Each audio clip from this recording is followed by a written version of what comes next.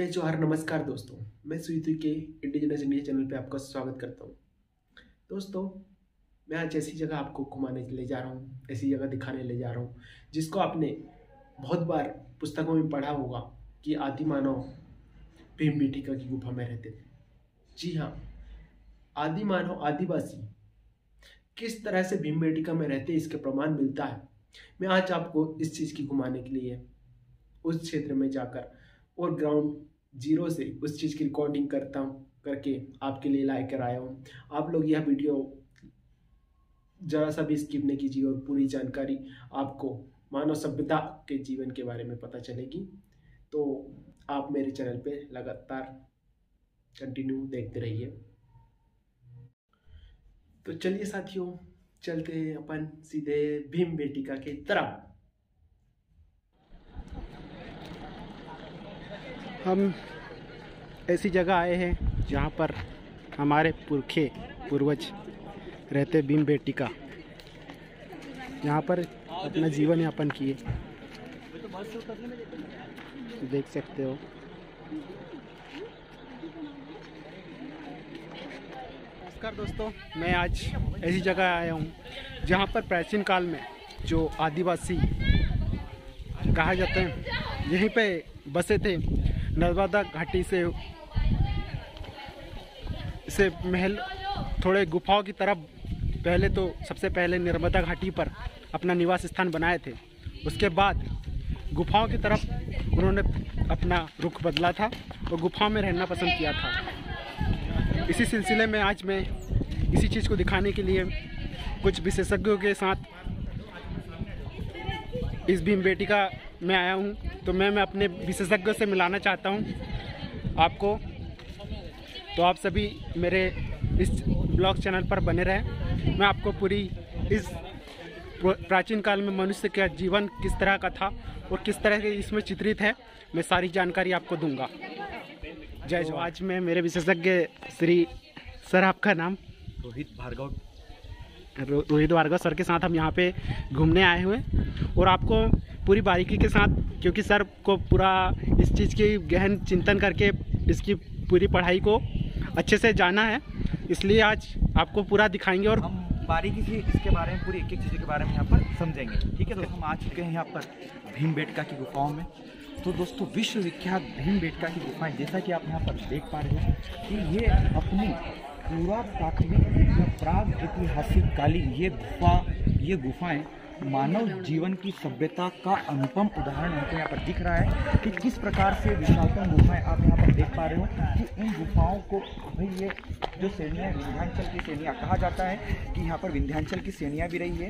इन श्रेणियों को काट कर ये यहाँ पर गुफाएँ दिखाई गई है। जैसे कि आप यहाँ पर पीछे देख सकते हो, इस प्रकार से ये गुफाएँ पूरी एक शेप में लगी हुई है, यानी कहीं ना कहीं यहाँ पर मानव जीवन का यहाँ पर भाई संबंध रहा होगा। और यहाँ पर देखा जाए अंदर की साइड, तो हमको अंदर एक नंबर गुफा वो है सर, ठीक है, यहाँ पर हमको अंदर की ओर यहाँ पर चित्र दिखेंगे और ये चित्र आपको दिखेंगे प्राकृतिक रंगों से बने हुए। तो चलिए अपन यहाँ पर चित्रों के साथ देखेंगे। एक नंबर से कथा।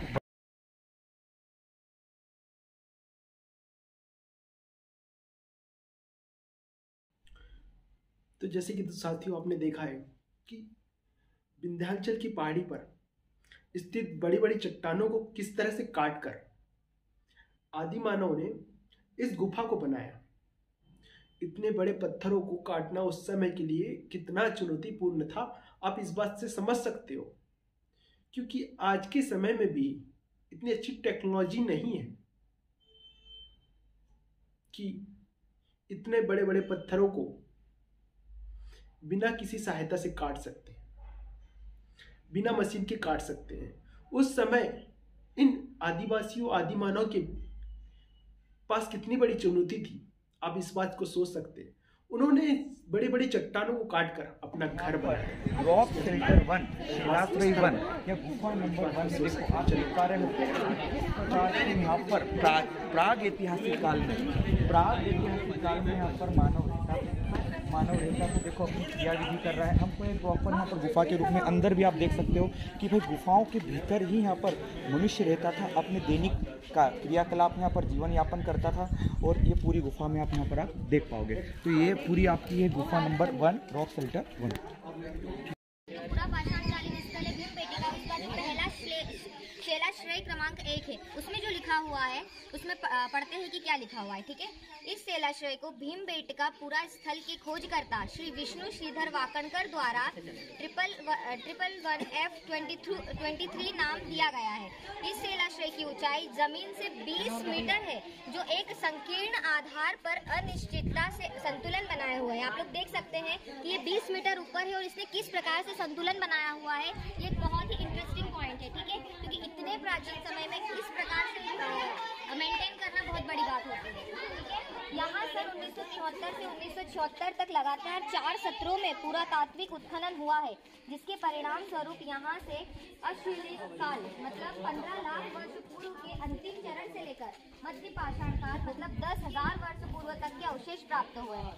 सबसे निचले स्तर से हस्त कुठार, कुल्हाड़ी आदि पूरा पाषाणकालीन उपकरण प्राप्त हुए। जैसे हम लोग पढ़ते हैं कि पूरा पाषाणकालीन स्थलों में हस्त कुठार मतलब हाथ की कुल्हाड़ी कहाँ पर से प्राप्त हुई है, तो वो यहीं से प्राप्त हुई है, भीमबेटका से प्राप्त हुई है। ठीक है, और इस शिलाश्रय में कुछ ही चित्र प्राप्त हुए हैं जो कि ऐतिहासिक काल से संबंधित है। मतलब इस भीमबेटका के जितने भी शिलाश्रय है वो प्रागैतिहासिक काल से संबंधित है। मतलब कुछ ही स्थल है जो क्या है, ऐतिहासिक काल से संबंधित है। शिलाश्रय की छत पर बाहर रेखा में निर्मित 2 हाथियों का चित्रण है। ठीक है, ये जो शिलाश्रय है इसमें बाहर 2 हाथियों का चित्रण है और जिसमें छोटे हाथी के ऊपर एक आदमी बैठा हुआ है। आप लोग देख सकते हो ऊपर इसमें दो हाथियों का चित्रण है, जिसमें एक हाथी पर एक छोटा हाथी है, उसके ऊपर एक व्यक्ति बैठा हुआ है जिसके हाथ में है एक अंकुश तथा दूसरे हाथ में भाला है। ठीक है, एक हाथ में क्या है, एक हाथ में अंकुश है और दूसरे हाथ में भाला है तथा कमर में तलवार बंधी हुई है। दोनों हाथियों के दांत काफी लंबे दिखाए गए। ठीक है, तो ये जो पहली हमारी गुफा नंबर 1 है इसमें क्या है, इसमें मेनली 2 हाथी दिखाए गए हैं और इसमें जो छोटा हाथी है उसके ऊपर एक व्यक्ति बैठा हुआ है। ठीक है, तो चलते हैं अब हम नेक्स्ट गुफा में। साथ ही साथ एक चीज़ और हम यहाँ पर ध्यान देखें कि दोस्तों अगर देखें कि इसकी आंतरिक स्तर पर गहराई लगभग 3 मीटर है। जैसे कि आप देख सकते हो चित्र पे यहाँ पर 3 मीटर अंदर तक, यानी इतने अंदर तक गर्त में जाकर कहीं ना कहीं मनुष्यों का निवास रहा है। तो इन दोनों चित्रों के माध्यम से आप समझ सकते हो। तो अब अपन बढ़ते हैं गुफा नंबर 2 पर। देख सकते हैं हम पहुँच रहे हैं। लगाओ मैं यस सर। और इन बच्चों को इनको पता में आ चुके हैं। इस गुफा की दोस्तों अगर मैं यहाँ पर बात करूँ तो ये लगभग 39 मीटर लंबी, 4 मीटर चौड़ी और 17 मीटर तक ऊंची है। और इस शिलाश्रय में लगभग 17 स्थानों पर प्राग ऐतिहासिक चित्र देखने को मिलते हैं जो हल्के एवं चटक लाल रंग यानी प्राकृतिक कलरों से बने हुए हैं। तो चलिए अपन इन चित्रों को यहाँ पर समझते हैं। चित्र देखो कहाँ पे है, तो चित्र ढूंढो तुमने कहाँ है? नहीं, चित्र नहीं देख फ्री स्टार्ट। जय हिंद दोस्तों, हम यहाँ पर भीमबेटका की गुफाओं में आ गए हैं। यहाँ पर आप देखिए ये सब जिसे कहते हैं मानव चित्रकारी के प्राचीनतम प्रमाण मिले हैं यहाँ से, और बिल्कुल प्राकृतिक रंगों का प्रयोग किया गया है। बिल्कुल गहरे चित्र हैं और यहाँ से पता चला है कि जैसे मानव की जो चित्रात्मक लिपि थी, भाव चित्रात्मक लिपि, अपने भाव को व्यक्त करने की एक कला थी उसके पास। यहाँ पर इसी से मालूम पड़ा कि किन किन जानवरों को उसने पालतू जानवर बनाया था या कौन से जानवर उसके काम के जानवर थे। बिल्कुल गहरे रंगों का प्रयोग हुआ है यहाँ पर। तो आगे है रोहित सर मेरे साथ में। तो ये पूरे चित्रों को आप देखो दोस्तों कितनी खूबसूरती से यार, लगभग 3000 साल प्राचीन बात होती है। यानी प्राकृतिक रंग कई भाई यहाँ पर अंडे का सफ़ेद कलर का यूज़ हुआ है। कई यहाँ पर अंडे के अंदर जो पीला भाग होता है उसका यहाँ पे लाल कलर का रंग फूलों से किया गया है। देखो किस प्रकार से प्राकृतिक रूप से यहाँ पर चित्र बनाए गए, आज भी फीके नहीं पड़ेंगे। तो आज भी हम इतने पुराने चित्रों को जो कि प्राकृतिक रूप से बनाए गए हैं उनको यहाँ पर देख पा रहे हैं। तो ये इस गुफा की एक प्रकार की विशेषता है।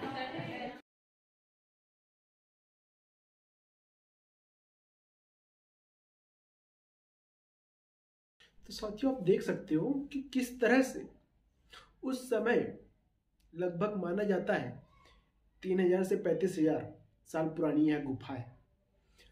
और उस समय सोचिए, उस समय जब उन्होंने अपनी भावना व्यक्त करने के लिए जो चित्रकारी बनाए और उनका जो प्राकृतिक कलर से बनाया वो आज भी फीका नहीं पड़ा है।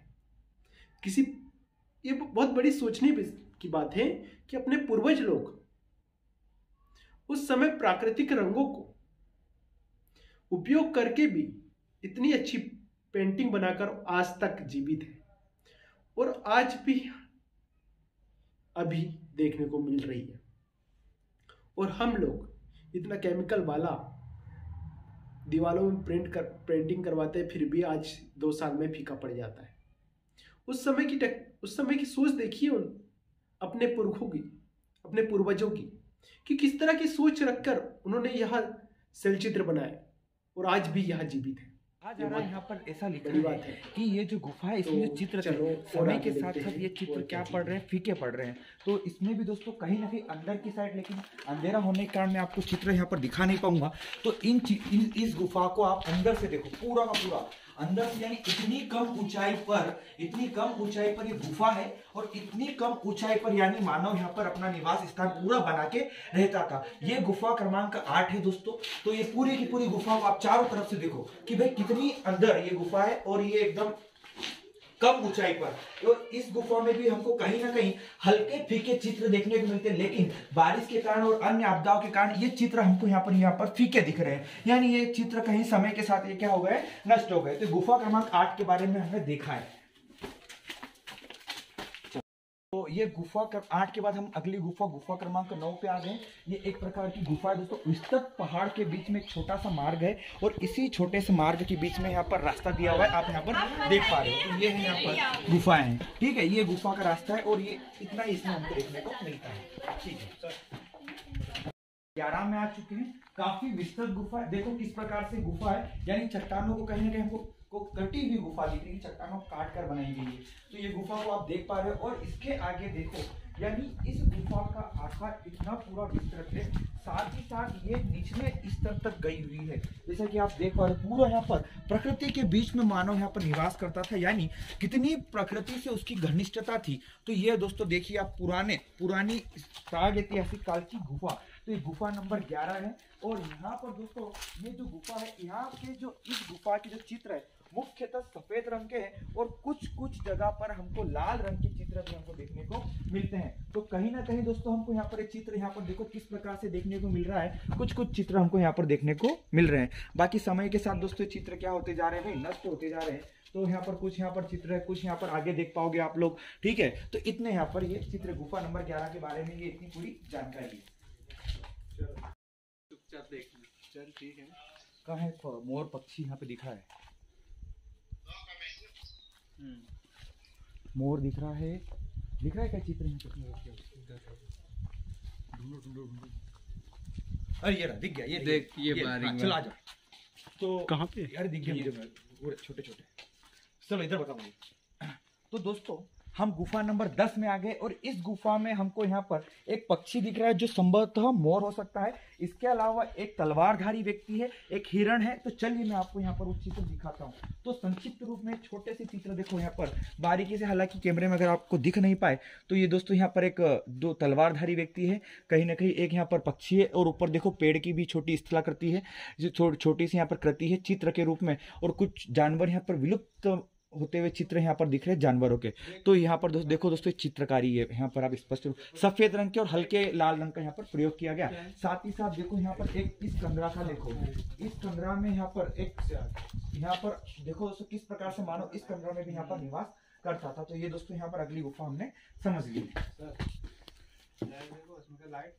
नहीं, ऊपर से उजाला फोटो ये वीडियो बनाना सीधा चित्र ये देखो बड़ा वाला, यहाँ देखो ये देखो इस गुफा में भी कहीं ना कहीं हमको ये चित्र देखने को मिल रहे हैं। देखो ये कि यहाँ पर देखो किस प्रकार से यहाँ पर व्यक्ति यहाँ पर अपनी भी सांस्कृतिक गतिविधियों को अंजाम दे रहे हैं, घोड़े पे बैठ के सवार होकर जा रहे हैं। देखो पूरी यहाँ पर जैसा लग रहा है कि एक समूह के रूप में आगे बढ़ रहे हैं, ठीक।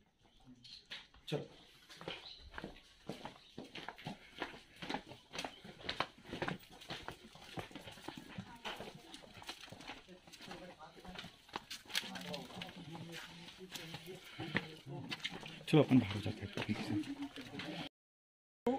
तो दोस्तों ये जो गुफाएं थी हमने जो अभी देखी, ये इन गुफाओं को यूनेस्को की विश्व विरासत सूची, जिसको आप united nation education scientific cultural organisation के नाम से जानते हो, इस वैश्विक संगठन ने इसे 2003 में विश्व विरासत सूची में भी शामिल किया है। तो इस प्रकार हमने पूरी गुफा को यहाँ पर देखा है। धन्यवाद।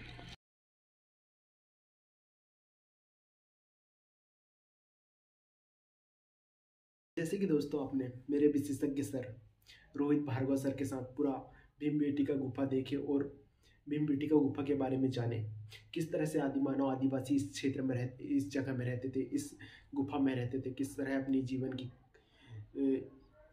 क्रिया करते थे और किस तरह से अपना जीवन यापन करते थे। इसमें आप एक चीज़ नोटिस किए होंगे, क्योंकि अधिकतर इस गुफा में 2-3 प्रकार की चीज़ें देखने को मिलती है। एक तो जो वहाँ आदिमानव अपने दैनिक जीवन में जो क्रियाकलाप करते हैं, किसी का शिकार करना, अपना जीवन यापन किस तरह से व्यतीत करना, वो दिखाया गया। और एक दिखाया गया है कि पशु पक्षी, तो इससे प्रतीत, और पशु पक्षी और किसी किसी पेड़ों की भी चित्र देखने को मिलते हैं। इससे प्रतीत होता है कि जो आदिमानव थे, आदिवासी थे, प्रकृति से कितना प्रेम करते थे। और देखे होंगे बहुत घने जंगलों के बीच में यहाँ भीमबेटका गुफा है। भोपाल से लगभग 40-45 किलोमीटर है, रायसेन जिले में आती है। आप चाहे तो एक बार जरूर जाकर देखिएगा, आपको बहुत सारी चीज़ पता चलेगी। मुझे उतनी जानकारी नहीं थी, मुझे जितनी जानकारी थी मैं आप लोगों को बता पाया, और आप जाओगे तो शायद और कुछ अच्छी जानकारी आप इस चीज़ से गहन चिंतन करके बता सकते हो। तो दोस्तों, आपको मेरा यह वीडियो कैसा लगा, वो इसी तरह का और वीडियो मुझे लाने के लिए, मोटिवेट करने के लिए आप लोग इस वीडियो को लाइक करें, तो मुझे भी लगेगा कि मेरे को इस तरह की वीडियो बनाना चाहिए। तो दोस्तों, मेरे चैनल को सब्सक्राइब करें एंड लाइक करें। तब तक के लिए जय जोहार।